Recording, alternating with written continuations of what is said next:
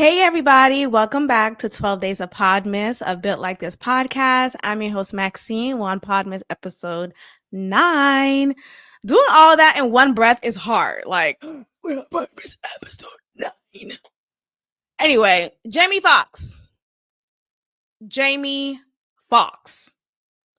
Enough. I'm just not buying it.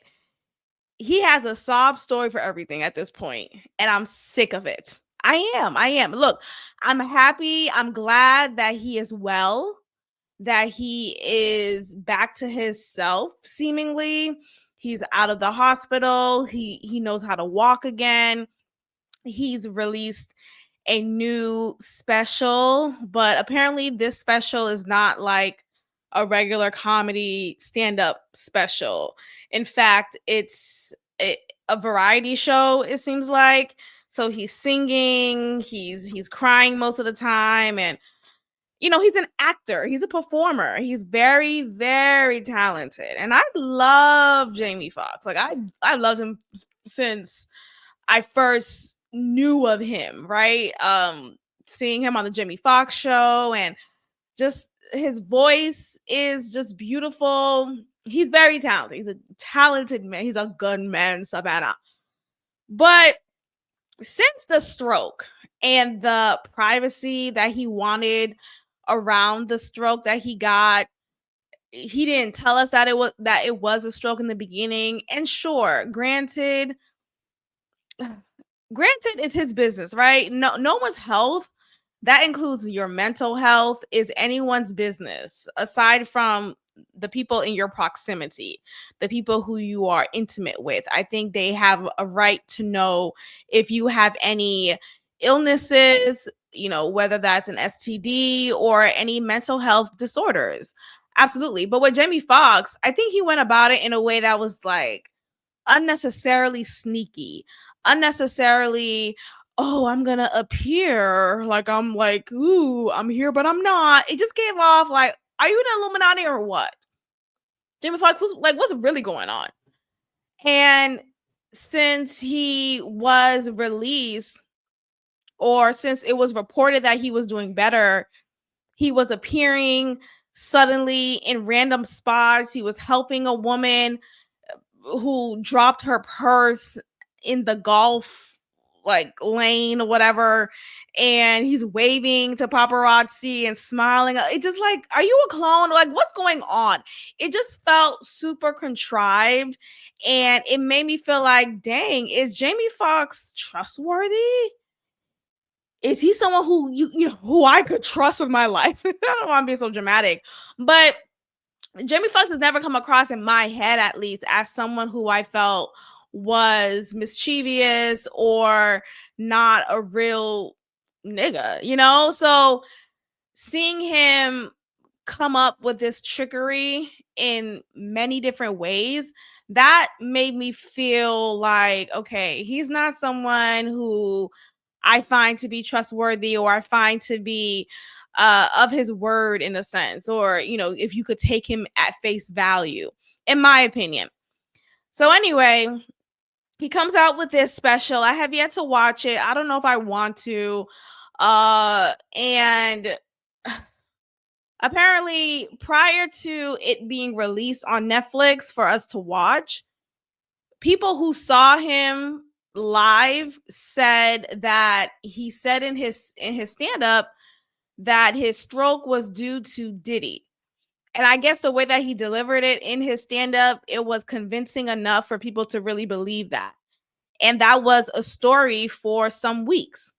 The timing was coincidental because that was right at the height of Diddy getting these charges and eventually getting arrested. But apparently, in the special that was recently released, we don't hear any word of that admission.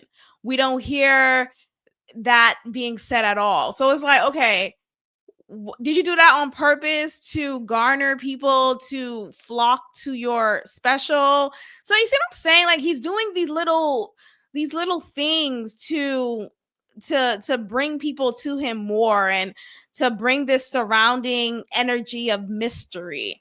And I just don't find that to be right. I don't find that to be something that you shouldn't manipulate the public like that. But I guess, being in Hollywood, that's just the way it is. So a recent event happened with Jamie Foxx in which he was at a dinner at a restaurant somewhere I believe in Los Angeles. And this was in celebration of his birthday. And he was also celebrating the release of his special.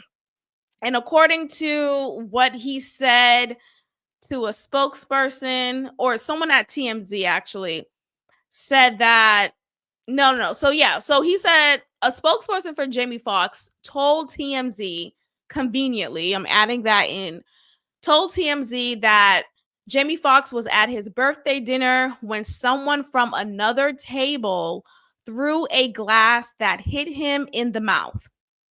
He had to get stitches and is recovering. The police were called and the matter is now in law enforcement's hands. So allegedly, I'm going to say allegedly now because I am not buying what he's putting down. And I think I'm going to start saying allegedly more. Because I've been so quick to be like, I believe. I'm not saying some things I don't believe. I'm just saying, you just got to say sometimes allegedly. Anyway, the point is Jamie Foxx was allegedly involved in a fight in the dining room of Mr. Chow Friday, recently, and he was injured because of this altercation. And the reason why I'm rolling my eyes, I'm exhausted with Jamie Foxx. Woe is me as content. I am like, this is not the image of Jamie Foxx that I want to be bombarded with time and time again. I feel like he is yearning for the sympathy of the public, because soon after this alleged act took place, he went on his social media talking about, you know how people go through some stuff and they suddenly start talking about God. What he say? He said, "Oh, I'm feeling blessed. God always covers me." Some BS. Like, Jamie Foxx, can we cut it out? So this is what he says. It was an ad. But yeah, he's talking about what took place, and I'm just over it. I feel like he's being dramatic as heck. Hey Jamie, how are you? Congratulations. Thank you so much. Jamie, thank you so much. How did it feel, being back on stage? Man, I thank the fans, man. What a blessed time to be on stage. And the team that I got was just amazing, man. To have gone through something so crazy, but to get back on, make some chuckles, and let people know what's up. It's amazing. And how did you get to a place where you were able to talk about it on stage? George Carlin, Richard Pryor. Are you spending the holidays, Jamie? Man, with the family, man. Second chance, baby. Second chance. How has it been celebrating your birthday this year? Man, it's beautiful because I didn't know if I was going to be able to celebrate it. Yeah. Jamie, make it a picture. Enjoy, my friend. Enjoy. Okay, so that was that one, but there's another one. That's not the one I wanted to talk about. Regardless of who you are. To Jamie Foxx and his birthday celebration that ended up with him having to go to the hospital for stitches. We showed you last week that Jamie had a big party with his celebrity friends at Mr. Chow. He clearly loves Mr. Chow because he went back a couple of days later, this time just with his family. And they're having a celebration on Friday night, and an argument broke out between Jamie and another patron there at a different table. What that conversation was about exactly, we don't know, but what we have been told is that Jamie was upset with some of the language that was being used, particularly in front of his family, and that then tensions got amped up, and someone from another table throws a glass that hit Jamie in the mouth. Which is crazy. Yeah. And again, you got to understand what Mr. Chow is. It is the most chill restaurant. Yes. It is so chill. This is not a restaurant where these kind of things happen typically. But Yeah, because they don't happen. It's a lie. I don't buy it. I think Jamie Foxx is doing what he's been doing the last few months. Is he's trying to appear as this strucken man who's been beaten down by life. And look, yes, he went through a health scare, and I'm glad that he's doing well. Whether that health scare was stroke or not, let's say it was a stroke. Exactly what happened before that? You know what I mean? Like, I just feel like a lot of things are convenient. I think he's conveniently presenting this woe is me. And I know he's saying, he's glad to be alive and all these things, but I feel like he's just trying to garner sympathy too much, and it's coming across very contrived. It's coming across very much disingenuous. I don't like it. I really don't. So I don't know what's going on with him. I don't know what's true or what's not. Okay, so Jamie Foxx, I'm sick of it. I wish you well, but please, enough with just get back to your impersonations. Get back to impersonating Denzel Washington every second you got. Like, enough. Someone threw a glass at you. Who's throwing glasses at Jamie Foxx? Since when have we heard Jamie Foxx being this belligerent? And not to say that this instant was because of him being belligerent, but this is an instant that happens typically if you are belligerent, right? Someone doesn't just happen to throw a glass at you. Like, it's so silly. And allegedly the story is, what was it? Oh, someone on the top floor, someone on the second floor sitting at a table was pointing a laser beam down at his table, and the laser beam kept bothering his daughters who he was out to dinner with, and he was like, can y'all stop, and then suddenly those guys got hostile. Like, how does it go from one to the extreme? It doesn't happen. It's not real. We're just being lied to. This is another attempt from Jamie Foxx's PR firm, PR team to present this image of Jamie Foxx being this strucken guy.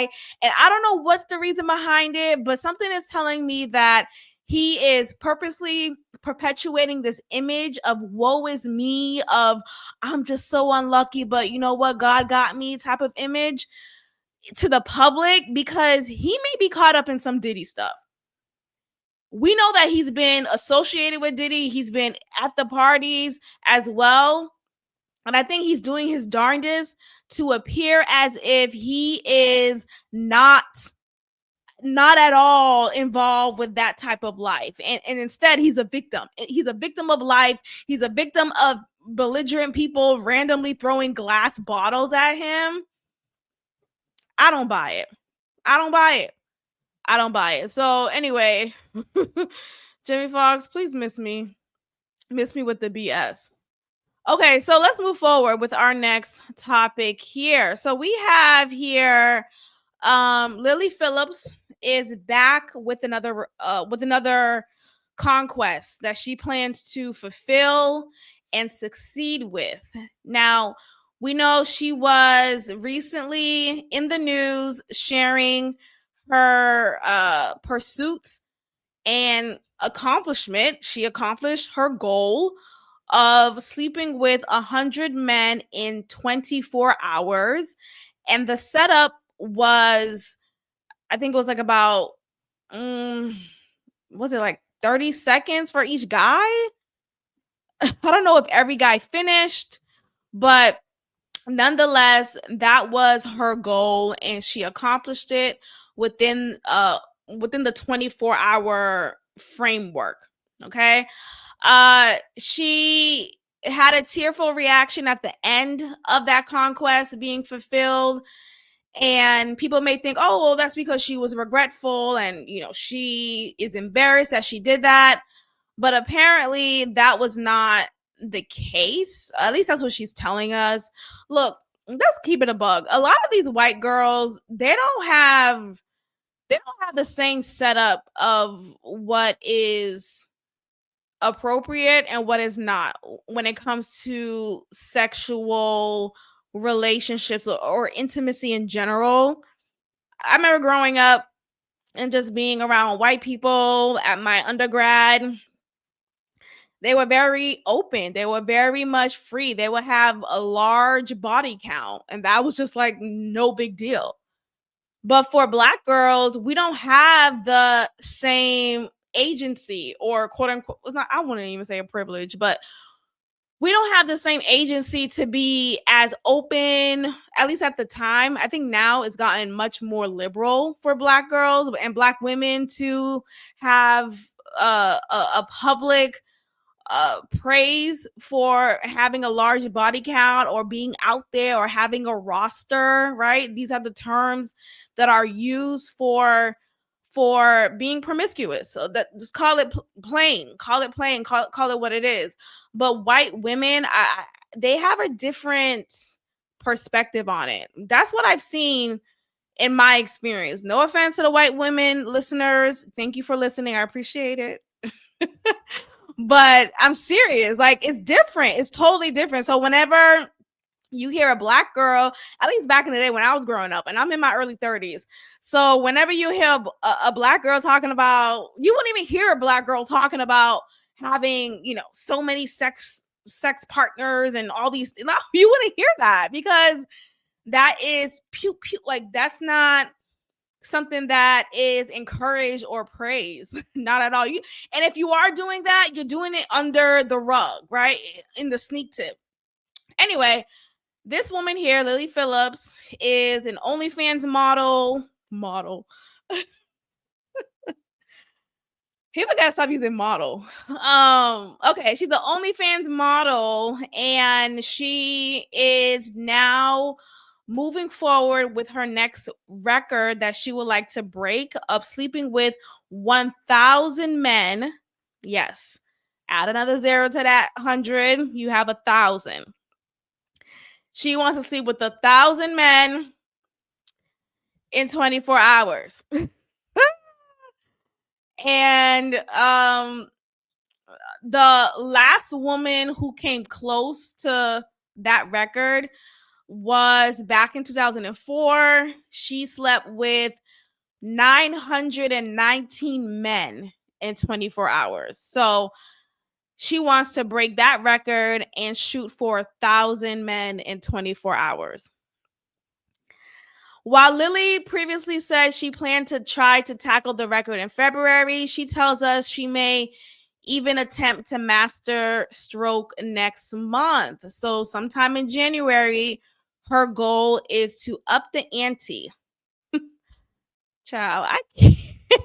And look, everyone is fair to react the way that they're reacting, fair to be disgusted by it, fair to have an opinion about it. And I'm very much disgusted by it too. All of that is true. But what I want to say is what I'm hearing in response to this is the men who slept with her, the 100 men who slept with her, should be ashamed of themselves. They should be disgusted. They should be held accountable criminally. They should be put in prison. And I'm just like, hold on. Look, I'm not advocating for women to do this. I have 100 different bodies in there. Again, a lot of white women don't see it the way that Black women see it. They don't see it as a spiritual contract you are having with multiple spiritual beings, right? We're more than our physical. We are souls living in a physical body. So when you are continuously locking in your soul with another person and another person, it does something to your psyche. It does something to your soul, and it will have residual effects. Nonetheless, some people don't see it that way, and oftentimes those people are of white skin. That's just, I'm not trying to be racist, but that's just what it is. That's what I've seen historically. So I say all that to say, this is her choice. This is her choice. She was not pinned down. She was not pimped out. She was not coerced. She was not at all forced to do any. She was not R-worded here. She wasn't raped. She wasn't raped. She wasn't. So I think it's unfair for us to have this opinion of, I mean, you can have your own opinion, of course, but I just think it's so lazy and just whack to have an opinion of, well, those men are awful. Those men, they're the ones who, because of these men, that's why she's doing. It's a chicken or the egg argument. What came first, right? Because sure, she's able to build this lifestyle and have this freedom, as she says, about this career of hers, because her audience is a majority, if not primarily or only, filled of men. But that wouldn't happen if women weren't willingly getting into this space to complete these sexual acts for the gazement of men. Like, it's just, it all pieces together in some way, shape, or form. Nonetheless, I don't find it to be a legitimate argument to say these men need to be criminally held liable. You may say that they're disgusting too. I think so, for sure. But here's where my brain goes. My brain goes to, they probably just want to be a part of history. They probably just want to be a part of history. Like, hey, I was one of the guys who had sex with this girl who was trying to break the world's record of having sex with 100 men in 24 hours. Hey, I was guy number 47. I just feel like that's, I don't know, it's just like a fun thing to have said you've done. Maybe you don't scream it up top of the mountains, but I think it's like a flex in a way for some men. I think it's something that you probably feel like, hey, so? Because again, sex for men and women are different. Men have more power when it comes to sex, right? They're the ones who are inserting themselves into you. You are a vessel for the man. So anyway, I just don't think they see it that they don't see it in the way that women should see it as. It is a precious thing to open your legs and receive a man time and time again. And when you are receiving many different men in a matter of 24 hours, that is concerning. But it's her choice, right? So it's her choice. We can't preach about freedom. And this is speaking, I'm kind of speaking to a conservative space here, but everyone in different political parties, they are generally, they're generally feeling disgusted by this. But anyway, the point is, I think regardless, anyone from any party, they could feel like this is still a situation where she is being asked out. Like, she's not benefiting from this aside from material gain and financial gain. So let's go ahead and watch this brief clip of her talking about whatever she's talking about. I'd finished a 14-hour slog of a very hard and stressful day. It was then extremely overwhelming because as soon as I finished, I didn't really think I even got time to shower or eat or anything. There was a camera crew there filming me and kind of, you know, prodding me with questions about the day and everything like that. And it was very overwhelming.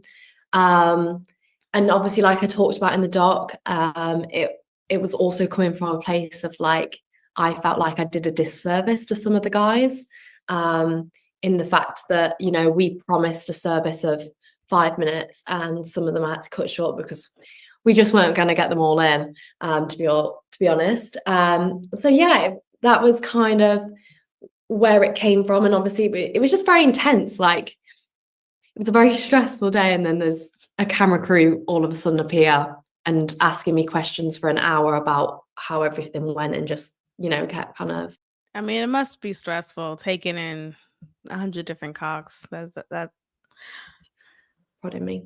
So the whole reason why we actually did the 100 was like a dry run for the 1,000. That was kind of the idea. Yeah, I mean, you gotta have a dry run rehearsal. You gotta have a rehearsal. Because I have a love for like gangbangs, group scenes, things like that. And, you know, after about 6-7 months of shooting porn, I was a bit like, it's all samey, you know, it's not very unique or anything like that. And I wanted to do something exciting for me because, you know, this is what I love at the end of the day. I was just like, I want to challenge myself a little bit. And I came up with the idea of, not you challenging yourself with this. That's hilarious. The mindset is hilarious. I think it's a matter of investigation here. Like, wow, I want to study your mind. maybe breaking the world record. I thought, you know, it hasn't been broken in 20 years. That would be kind of iconic. And so my team was like, whoa, slow down. You know, you got to walk before you can run, kind of thing. And so that's when they decided, why not we do the 100? Like, see how you go on the 100, see how you feel, and then we'll talk about the 1,000, kind of thing. And so I did that 2 months back, and then kind of more or less straight after I kind of started promoting, then I was going to do the 1,000. Because it did go really well. And what was great was, you know, we can learn from the mistakes I made that day and change that for the 1,000, you know, to make it so much more streamlined. And yeah, so that's kind of why what's going on here. All right, well, that's what's going on here. Let's see what she's saying right here. On the day, obviously, we said to the guys they're getting 5 minutes each, and that meant 1-to-1. Oh, okay, 5. So not 30 seconds. I'm like, 30 seconds is kind of short. So 5 minutes each. 5 minutes each. I feel like that's so quick, right? Like, does do da day. Tourette's? Does each man finishes, and you know what I mean by finish, like in 5 minutes? I don't know. I know some men are quick. Yeah, some men are quick, but that's really quick. 5 minutes? Anyway, God bless. She's a beautiful girl. I think she's only 23, I believe. I said this, but look at her. Beautiful girl. Beautiful. But yeah, this is her life choice. This is her life choice. And I think I don't know.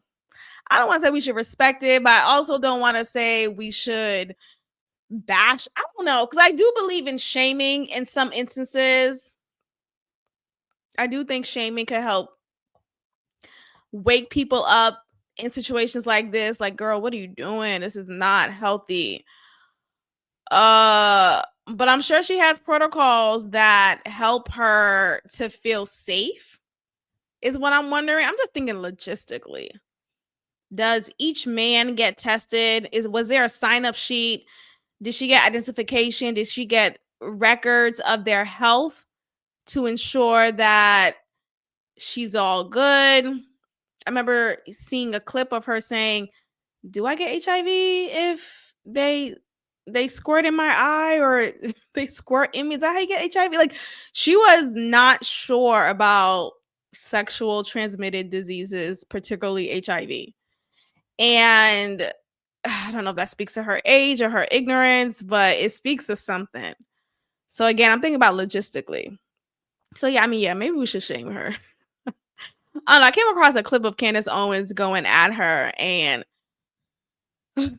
look, I get it, but I also feel like I don't know how effective that is. Sometimes people don't react to shaming. And I hear that her parents are not necessarily, this is obviously not something that her parents wanted for their little girl, but apparently her mom is the one in charge of her finances. So it's just like, are y'all pimping her out? Are y'all pimping her out? All right, let's end it with some good news. Drake decided to have a lookalike contest in Canada. Oh, Canada. In light of the circumstances he's been just dropped with, as far as the embarrassment of the rap battle between him and Kendrick Lamar, and the discrediting of himself as an artist, the labeling of him being a PDF file. I think this was a good move for him. I think this was a good move for him to appear as if he is chilling. And also the latest legality that he put himself in, which was filing against the record label Universal, because he is accusing them of hiring bots, essentially, to be the reason why They Not Like Us by Kendrick Lamar is of high record selling numbers. And I think, though, I do appreciate his way of fighting back. I do. I think it's a nice little twist. I don't think we should encourage, oh, we should get back to, some Tupac and Biggie. No, I don't want anyone to die from this. This is not that serious, y'all. It's a laughing matter. It's a laughing matter, nothing more. But if some funny business legally is going on, why not call it out? Yeah, pull a Karen. I support it. I do. So whatever. Let's go ahead and show some of these pictures from this lookalike contest, because this happened before with someone else, not a rapper. He's the guy from the show The Bear on Hulu. I don't know if he set it up himself, but there was a whole social media post of people dressing up as him, and they look right on the money. It was so funny. So yeah, see this man right here? This is not Drake. That's a lookalike. This man right here, not Drake. That's a lookalike. All these people here are not Drake. They are lookalikes, and whoever looked the most like him, I don't know what the exact criteria is, because these are all people dressed as Drake for the most, but not everyone here obviously is dressed like Drake, but different variations of Drake. So Drake with his long hair in the clips that he has from that photo shoot, Drake with the fade, like Drake with the braids, Drake. Hold on, I want to make sure. Ozempic Drake. Okay, hopefully that doesn't get tagged or anything. But yeah, nonetheless, this was funny. Whoever was the most like Drake wins $10,000. I think that's kind of funny. It's fun, and it's something that he threw in Toronto. So shout out to Drake for getting back to showing us his sense of humor, and I wish him well. We're going to go ahead and wrap it up here. Make sure you are liking this video on YouTube, you're sharing with a friend, and you are leaving a comment, hopefully positive. Thanks. On the comment section here on YouTube, as well as Spotify. Leave a review. That'll be great. A positive one. That'll be great. On Spotify and Apple Podcasts. And that is all, y'all. I'll see y'all tomorrow. Goodbye.